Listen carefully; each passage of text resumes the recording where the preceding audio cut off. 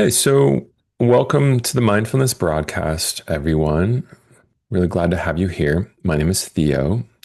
For anyone who hasn't met me before, I'm going to go ahead and just jump into our topic, our mindfulness topic for today, which is living in a VUCA world.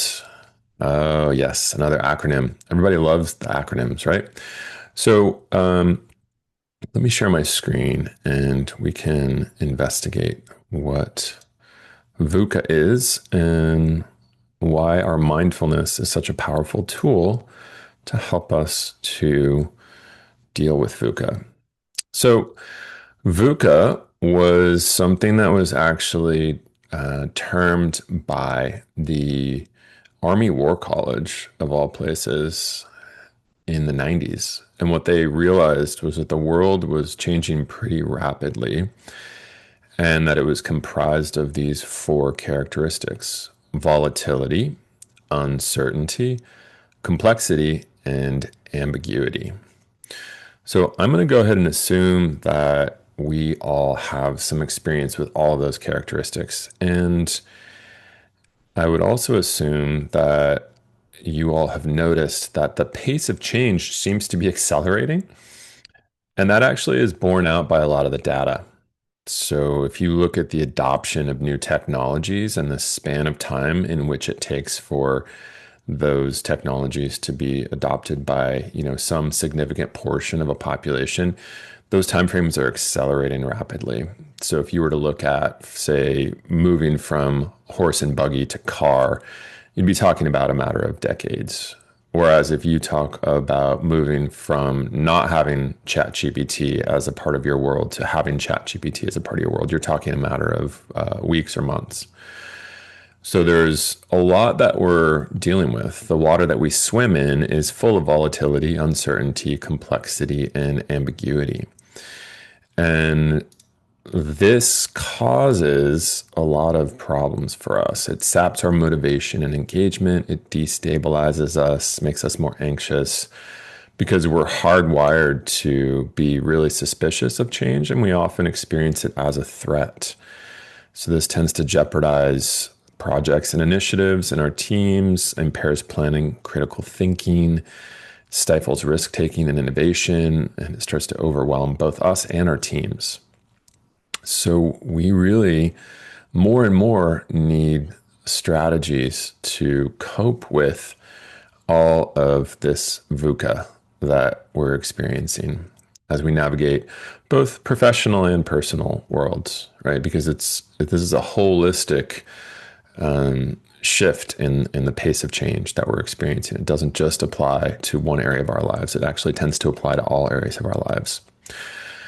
So one of the more effective ways that we can navigate this is actually by utilizing the concepts that we find in the Serenity Prayer.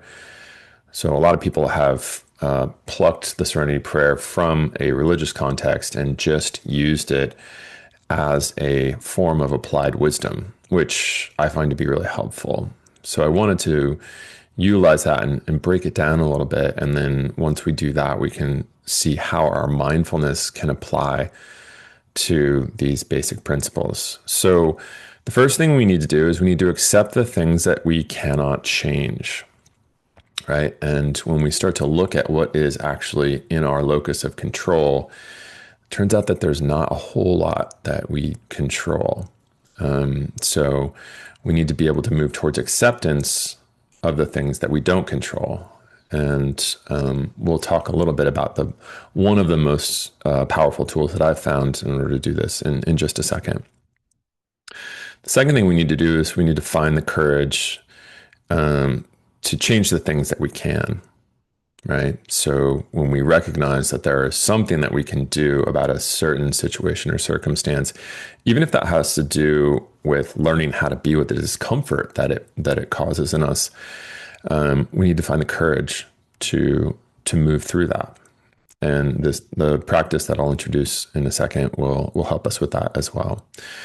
And then we need to cultivate the wisdom to know the difference.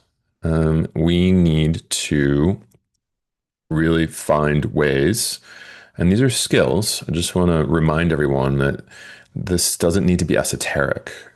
These are actually just skill acquisitions that we're talking about. So if you know how to ride a bicycle, then you can learn how to cultivate wisdom. It's really just that simple. It's a practice. It's something that we do on a regular basis, and it provides us results if we put the time in. So that's the good news. The bad news is that we have to figure out how we can dedicate the time and put that habit into place so that we can have it when we need it. Okay, so now I'm going to get into the main tool, the main mindfulness tool, and a lot of you may have come across this already. I know I have introduced this to these classes in the past, but when I was thinking of all the different options that we could go with, RAIN just feels like the most powerful and one of the ones that I use most with my clients because the acronym is really easy to remember and it's so useful. It's such a powerful tool in so many different ways. So I wanted to revisit it, and I'll just walk you through it briefly, and then we'll do an exercise with RAIN. So RAIN stands for recognize, allow, investigate, and non-identify or nurture. And I tend to use those in combination myself. Initially, it was a non-identification, and then it, for some folks, shifted to nurture, but we'll cover that. So the recognition part is the first and crucial step, right? And our mindfulness practice allows us to become more aware as we engage with the world. And that awareness allows us to recognize when we're having especially a challenging emotional or reactive experience with something that we're navigating in the world, whether that's a workplace circumstance, whether that's having to do with the state of the world or in a relationship, any of those things. So we simply recognize what it is that we're experiencing, and then we label whatever the emotion is that we're experiencing. Maybe it's sadness, maybe it's frustration, anger, and we just note that to ourselves. And it turns out that even in the recognition of our own experience and the labeling of it, there's something called name it to tame it. We've already turned down the volume on our amygdala response. We're much less prone to think of it as a threat if we're able to name it. So that's the first step. The second step is to allow it. So just give ourselves permission to turn toward the experience, even if we're only going to do that for a few minutes, right? We don't need to spend a half a day going through the experience. We can create boundaries around the time that we are willing or able to experience some kind of challenging emotion or thought, or whatever the case may be. So just allowing it, turning towards it, and recognizing that this is actually a skill, a form of emotional resilience, that turning toward this experience is actually the best way to cope with it, as opposed to what a lot of us do. We can eat our feelings, we can have some alcohol, we can go on social media, we can do a lot of things to avoid it, right? But it turns out that if we actually just turn toward it, walk through it, even for a little bit, that's going to build our emotional resilience, our capacity to downregulate our nervous systems and start to think about solutions that might be available to us. Then we move on to the investigate. So the investigate step is really just about noticing, first of all, what are the physical sensations that are associated with the experience that you're having? What does it feel like to have this challenging emotion or what have you? Are there sensations in the chest, in the jaw, in the hands? Like, what is it like in this moment? And just noticing with a sense of curiosity and non-judgment. And then the second thing to investigate is, are there any stories? Are there any thoughts, narratives that are playing out that are undergirding, supporting the continuation of this emotional experience? And so if there's a sense of overwhelm, is there a story that this will always be the way it is? Is there a doomsday scenario playing out in your mind that is contributing to this festering, recursive thinking that you're experiencing? So that's the investigate. And then non identify is simply the idea that when we say, I am overwhelmed or I am anxious, we're essentially identifying with that state. But if we start to shift our language and we say, anxiety is present or anxiety is visiting me, that non-identification, that breaking of identifying with the experience is actually a really huge step towards realizing that this is a temporary experience that we're having.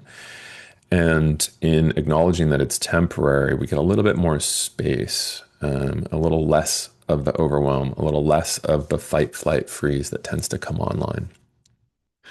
And then as far as nurturing goes, offering a little bit of self-compassion, recognizing that perhaps there's a little suffering happening, allowing ourselves to acknowledge that there are many millions of people that are having their own version of this experience in this very moment, that this is actually what it's like to be human some of the time. And then offering ourselves a little kindness, whether that be like, may I forgive myself for a mistake I made, or may I be at peace? Even just some small words of encouragement towards yourself, as if you were treating yourself as a good friend that was having a hard time. So that is the process. And I'm going to go ahead and stop the share, and we can do a practice and see how it works. Even just briefly, I know I've kind of rambled on, so don't have a ton of time, but just for a moment, think of something that feels a little bit overwhelming. Ideally, it's like on a 3 or a 4, a scale of 1 to 10. And just recognize what's there for you as you think of that circumstance. And see if you can name the emotion. Maybe you feel overwhelm or anxiety, or maybe you feel sadness or confusion. And just note that to yourself. And then just allow that to be there. Just say for 60 seconds, I'm just going to allow this process to happen. I'm going to turn towards this thing that perhaps I've been trying to pretend isn't there, or I've been trying to avoid in one way or another. So we're turning towards it. We're just going to allow it to be here for the next couple of minutes.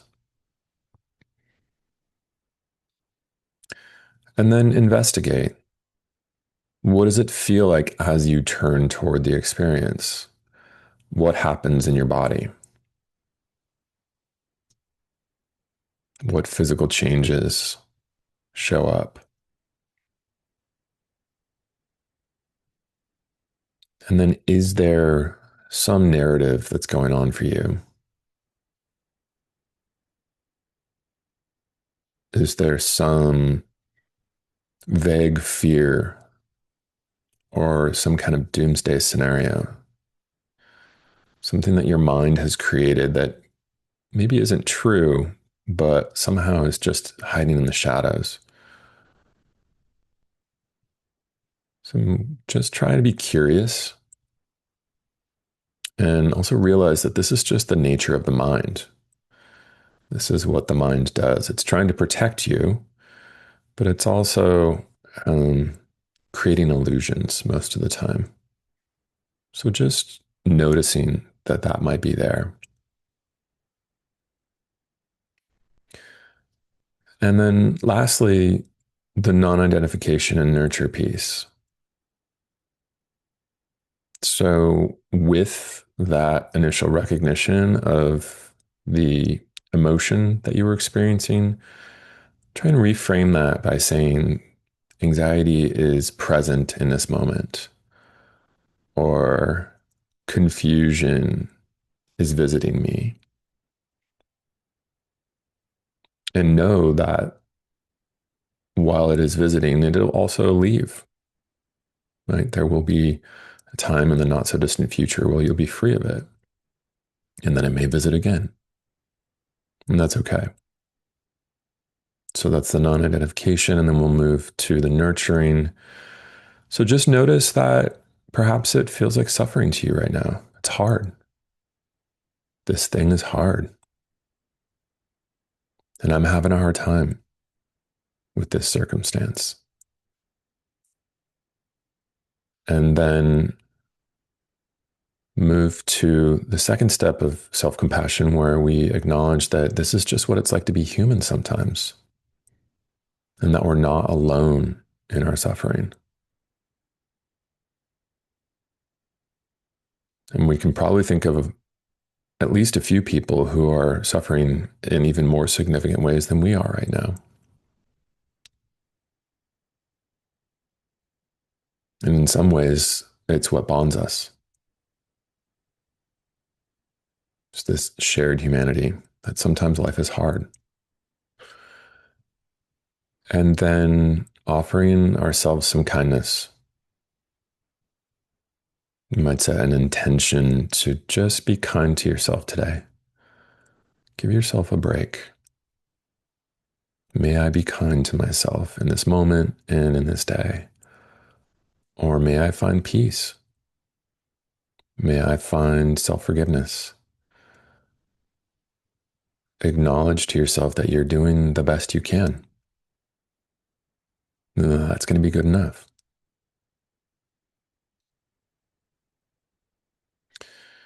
And then when you're ready, just kind of return to your space. But I'm hopeful that if you haven't experienced the RAIN practice before, that this will be a helpful tool for you. And for those of you who have already learned it, it's maybe a refresher, but I encourage you to practice this on a regular basis, because what will happen based on the studies is the gray matter in your amygdala will decrease and the density of your prefrontal cortex will increase. And what that allows us for is essentially just a better life, right? Because we have less time spent in that anxious fight, flight, freeze, everything is a threat, and more time in that, I wonder what I could do to solve this situation and move forward in my life, right? So that's what's on offer. I hope this has been helpful, and thanks for being here.